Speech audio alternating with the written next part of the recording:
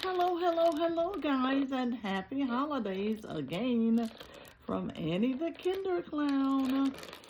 I have this pre-inflated, already sealed, because it was not self-sealing.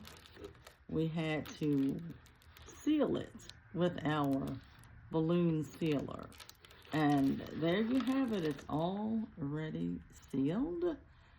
And this is about 14 inches. About 14 inches. And what I am going to achieve in creating something special for you guys today is a wand.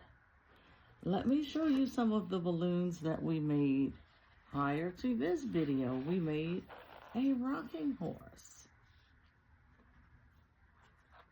It's a hat, or it can simply just be an ornament.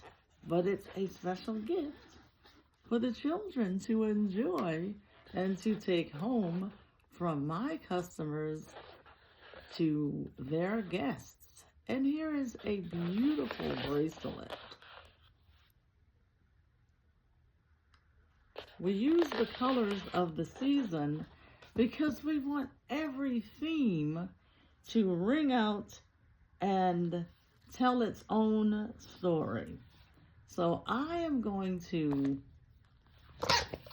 hold on, that's not working. I am going to use a 260 in this pastel yellow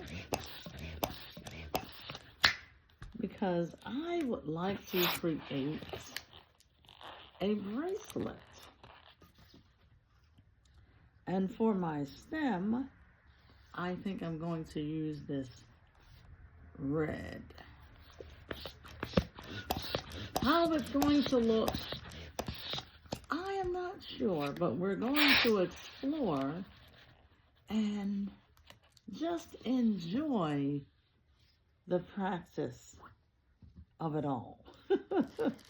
So when you have these mylar balloons, you're going to need to use a piece of scrap so that you can seal the air in once you have attached the 260s. And I don't have scissors out here, so I've got to shorten. Gotta shorten this because I don't want too much of the mechanics to show. These are mechanics. What we mean by mechanics is scraps. Placing the scraps on the side that has the air. The opposite side. And what we're going to do is roll this all the way to the top. See that air that's currently in there? That's air. We're going to flatten that surface, pushing the air inside of the balloons. And if this is a lesson for your students, you teach the children the preposition of in. And now you don't see that air because it's what? In the balloon. And it makes the balloon a little more firm.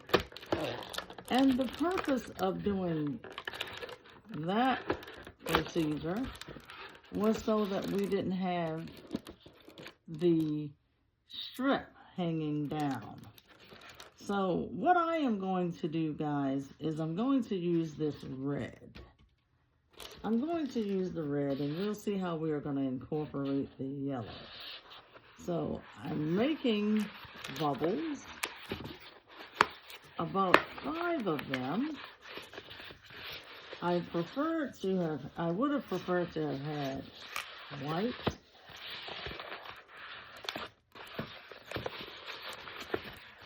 But it's still the color of the season.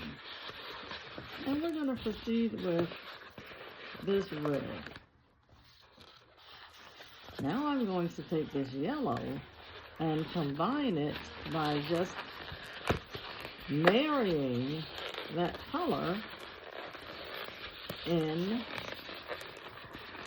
the center. That way it's in there really nice and snug. And we're going to continue to make about maybe 2 or 3 bubbles. But we attempted. But it did not work. So what did you do when you're out and the kids see you popping balloons? You recover and you keep going. Because what you want the kids to see is, baby, you got skills. Okay? All right. So you keep moving. And we're going to make this a wand. Now, that yellow piece that you see here, we're going to connect it and tie the 2 balloons together. So here you have the yellow, and here you have the green. And simply tie it. Your balloons are locked in, even if they pop around the edge, because you have secured them when you have twisted them. So I'm going to show you how to lock them. You take them and overlap them and lock it. That way you won't see, nor will you hear any air seeping from your balloons. Do you see this craziness? So now, instead of 5 bubbles or 6, you have 3. You have 3. And it's still a really cute wand. It's a nice appropriate length and totally awesome, totally wonderful. You don't have to stress yourself or worry about these balloons coming apart because they are locked twists. It's a lock twist on them and they are safe, as you can see, and secure. Hip hip hooray! Stay tuned for part 2 as I am going to attach a dog or a teddy bear to this beautiful wand. Have a great day, guys, and thank you again for watching. This is for your inspiration and information to those who may be interested in learning more about balloon twisting and or getting in touch with me, Miss ANNIE. We're in the Baltimore community. Bye-bye.